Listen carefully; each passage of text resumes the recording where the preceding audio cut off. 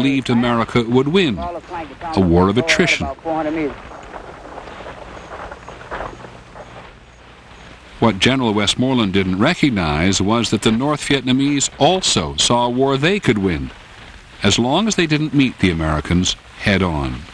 The booby trap, the landmine, the raid, the ambush. Any square yard of Vietnam could be this absolutely, utterly peaceful place 1 second. And the next second, it was the end of the world. We are not fighting a conventional war. We would go in a kind of surprise attack and then withdraw immediately. Very effective. As the U.S. grew frustrated by its inability to score decisive victories against the North Vietnamese and the Viet Cong, the administration continued to pour more men and more machinery into Vietnam. By mid-1967, close to 500,000 Americans were involved in the fight. In the face of these escalations, the North Vietnamese continually adapted their strategies.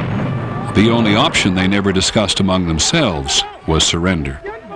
As long as a live Vietnamese there, the resistance would go on. We just wouldn't accept a two Vietnam.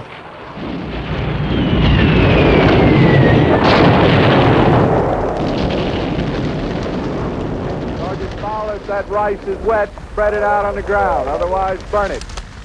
For American troops, most of whom left Vietnam after 1 year of duty, things were not quite as clear at all. Almost anyone was a potential enemy, as the North Vietnamese and the Viet Cong enjoyed widespread sympathy in South Vietnam. In such an atmosphere of confusion, areas were conquered and then abandoned, villages saved and then destroyed. I believe I'm correct in saying that in the past 4.5 years, the Viet Cong and the Communists have lost 89,000 men, killed. Many Americans were dying too, without ever understanding what they'd been fighting for.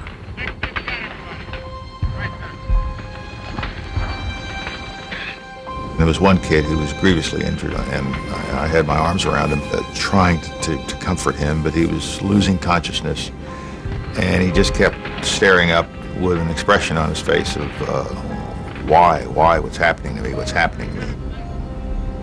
By then, 1967 and 68, when we were losing hundreds a week in that same fashion, you had to start questioning how much longer could this go on.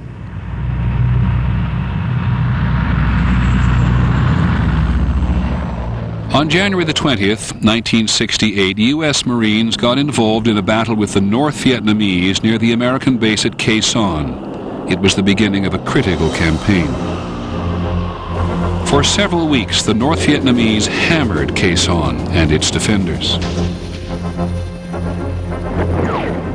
We were moving our way up the trench line, and it came to a machine gun booth, and someone was firing a machine gun. And I said, "Where's everybody else?" And he said, "There isn't anybody else." And I said, "Where's your crew?" And he said, "They're gone." The siege continued throughout February and into March.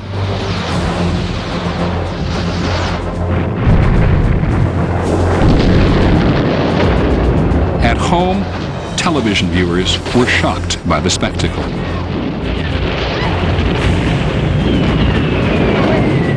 Jack Brunson was a medic. They screamed for me, they screamed for their mothers. It is not like the movies. You are looking at this person who is begging not to die. And the first question they always would ask me, am I going to make it, Doc? And I had to lie a lot of times.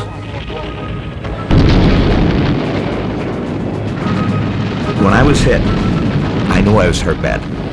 And I can remember laying there, and I could hear the Vietnamese, because they kept throwing grenades in. I could hear them talking. And I can remember saying to myself, you were going to die. I got this telegram telling me that he was very seriously hurt and that the prognosis was not good.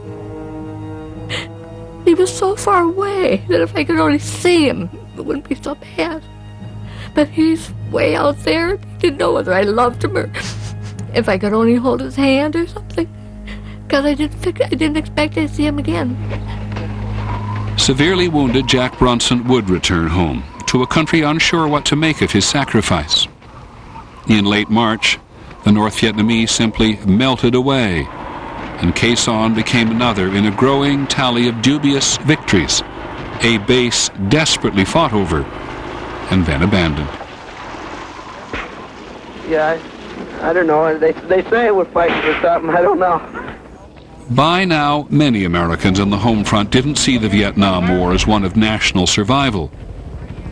Opposition to the high price being paid in American servicemen began to build. As we began to see what was happening in that war, watching on television, it was stunning. You know, it was something that we had never seen. We'd never seen that face of war. You know, it was always World War II, the good war. And nobody ever saw the Korean War. I mean, how many pictures have you ever seen of the Korean War? Suddenly, there it was, 6 o'clock. You know, there were bodies and firefights. What made the experiences of the Vietnam War generation so different from those of the World War II? Their parents hadn't had TV when they were kids. That made them different from every generation that had gone before. The anti-war demonstrators in the United States now took their protest to a new level. Stu Ewan took part in one of the growing number of demonstrations against the war. The confrontation was very intense. The cops very suddenly had moved in on people and started to crack heads, and they beat people pretty badly. There was a lot of blood, there were a lot of injuries, and all of a sudden, people understood themselves as being at odds with the powers that be.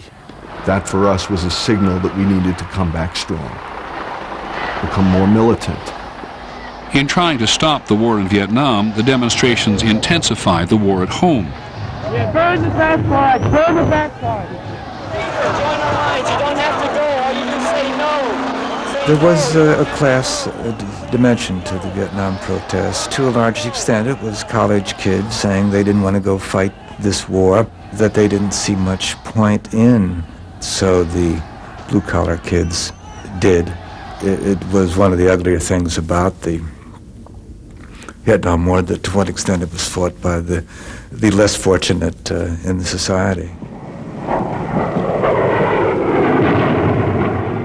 In February and March 1968, television brought another set of horrifying images home to Americans.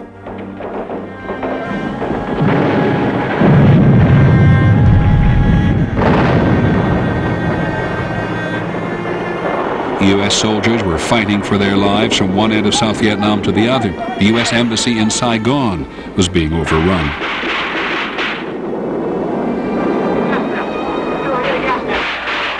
This was the Tet Offensive, a military defeat for the North Vietnamese, but ultimately a political victory. Despite hearing repeatedly that there was light at the end of the tunnel, most Americans came to realize they were not going to win the war in Vietnam anytime soon, if ever. On March the 31st, 1968, with the presidential election just a few months away, an exhausted Lyndon Johnson seemed to come to the same conclusion. I shall not seek, and I will not accept the nomination of my party for another term as your president. And I looked at the guys in the bunker with me, and I said, he's getting out. And the other guy said, what do you mean? I said, he's not going to run for president. He's not running anymore. He's getting out. He's the commander-in-chief. And so if he's getting out, what are we doing here?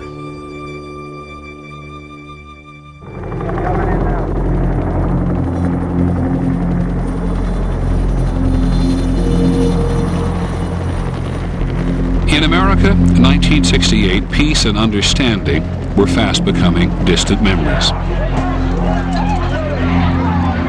As the Vietnam War became the longest war in American history, over 100 college campuses were racked by furious protest. In the spring, many of the nation's cities exploded once again. with racial violence,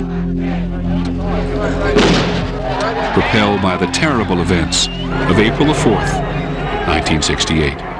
When I heard over the news that Martin Luther King had been shot in Memphis and then seconds later killed in Memphis, it was as if a member of my family had been killed.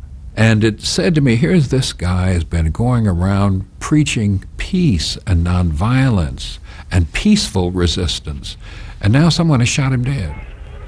And it shattered my belief that we could work these things out in a peaceful way. It's perhaps well to ask what kind of a nation we are and what direction we want to move in. That night, Robert Kennedy, the leading candidate for the Democratic presidential nomination, announced King's death to a room full of campaign workers. In Kennedy, many Americans, both black and white, saw a man who could turn back the tide of violence. 2 months after the death of Martin Luther King, Robert Kennedy was killed. My wife came into the bedroom and said, you know what they've done now? They've shot Bobby Kennedy. Just they, a sort of paranoid moment of our own, but the sense of everything coming undone. And you never quite get over it.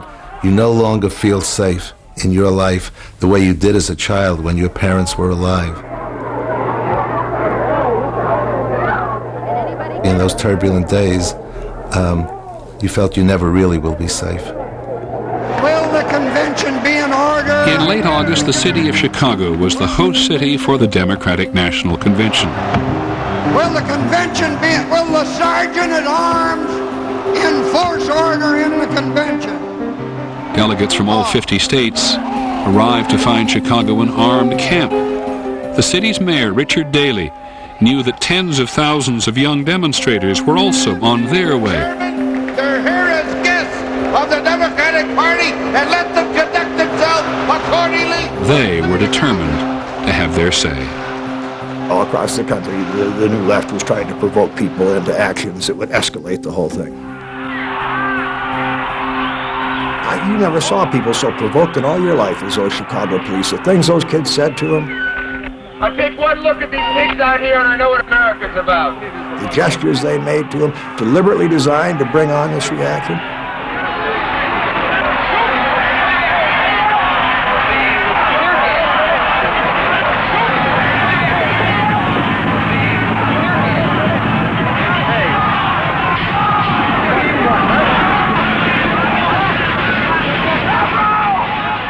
Volunteered to go to the Democratic Convention because I wanted to see it. I can remember up at 2 in the morning trying to get to sleep. It was a little difficult because our windows were open, it was very hot, and all we could hear was the chant, F.U. Dale Lee. It was quite an event. The Democratic Party was coming apart right there in the streets of Chicago. It seemed to many the country itself was coming apart. In November, America elected a new president who promised to heal the nation's wounds. Richard Milhous Nixon. We're going to sock it to him from now.